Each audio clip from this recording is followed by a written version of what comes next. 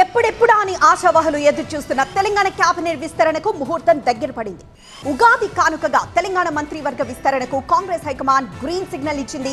4 మంత్రి పదవులు, deputy speaker, chief whip పదవుల భర్తీకి ఆమోద ముద్ర పడింది.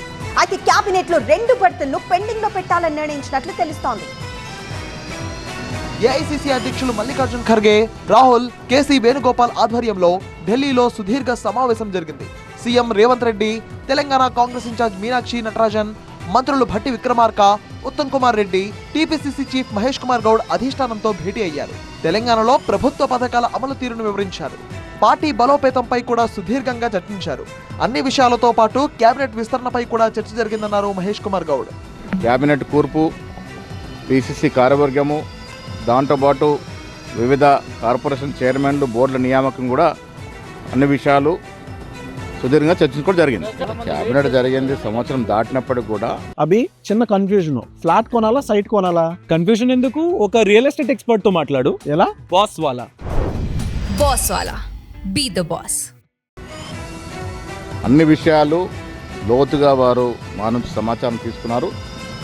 త్వరలో అన్ని విషయాలు కొలిక్కి వస్తాయని ఆశిస్తాము. మార్పు నినాదంతో కాంగ్రెస్ అధికార పగ్గాలు చేపట్టి ఏడాదిన్నర అయింది. అదిగో ఇదిగో అంటూ కేబినెట్ విస్తరణ ఆశావహులను ఊరిస్తూనే ఉంది. ప్రస్తుతం సీఎం సహా 12 మంది మంత్రులు ఉన్నారు. లెక్క ప్రకారం కేబినెట్ లో మరో 6గురికి చోటు ఉంది. 2 పెండింగ్ లో పెట్టాలనే నిర్ణయం జరిగినట్టు చర్చ జరుగుతోంది. ఆ లెక్కన మంత్రి పదవి దక్కనున్న ఆ 4 ఎవరన్నది ఆసక్తికరంగా మారింది. ఇప్పుడు సామాజిక సమీకరణాల ప్రకారం ఎస్టీ లంబాడకోటలో తనకు మంత్రి పదవి ఇవ్వాలని దేవరకొండ ఎమ్మెల్యే బాలు నాయక్ తన అవాజ్ వినిపించడం సహా సీనియర్ నేత జానారెడ్డి అంటదండలతో గట్టిగా ప్రయత్నాలు చేశారు అనేది టాక్. ఆల్రెడీ నల్గొండ జిల్లా నుంచి కేబినెట్ లో రెడ్డి సామాజిక వర్గం నుంచి 2 ప్రాతినిధ్యం వహిస్తున్నారు. ఫిర్బీ తనకు ఛాన్స్ పక్కా అనే ధీమాతో ఉన్నారు కోమటిరెడ్డి రాజగోపాల్ రెడ్డి. మరోవైపు వివేక్ వెంకటస్వామి, పెద్దల సభ నుంచి అద్దంకి దయాకర్, విజయశాంతికి అవకాశం ఉండొచ్చనే ప్రచారం తెరపైకి రానే వచ్చింది. ప్రొఫెసర్ కోదండరాం పేరు కూడా పరిశీలనలో ఉందనే ప్రచారం జరిగింది. ఇక మంత్రి పదవి లేకపోవడం వల్లే రంగారెడ్డి జిల్లాకు అన్యాయం జరుగుతుందంటూ తనకు కేబినెట్ లో చోటు ఇవ్వాలని చెప్పకనే చెప్పారు ఇబ్రహీంపట్నం ఎమ్మెల్యే మల్రెడ్డి రంగారెడ్డి. తనకు ఛాన్స్ ఇవ్వకపోతే రాజీనామా చేస్తానంటూ అలకాస్త్రం కూడా ప్రయోగించారు ఆయన. మైనారిటీ కోటా నుంచి కూడా కాంపిటీషన్ ఎక్కువగానే ఉంది. లైన్ లో అలా ఎందరో ఆశావహులు ఉన్నారు. మరి వారిలో కేబినెట్ బర్త్ చేజెక్కించుకునే ఆ 4 ఎవరు? ఉగాదికి తెలంగాణ కేబినెట్ విస్తరణ ఖాయమనే సంకేతాలైతే వచ్చేశాయి.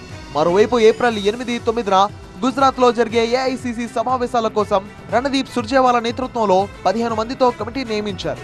అందులో డిప్యూటీ సీఎం భట్టి విక్రమార్కకు చోటు దక్కింది. మరి ఉగాది వేళ మంత్రిగిరికి సంబంధించి తీపి కబురు ఎవరికి? ఈ టఫ్ కాంపిటీషన్ నేపథ్యంలో రాజపూజ్యం, అవమానాలు, అసంతృప్తులు ఏ రేంజ్ లో ఉంటాయో అనే చర్చ మొదలైంది.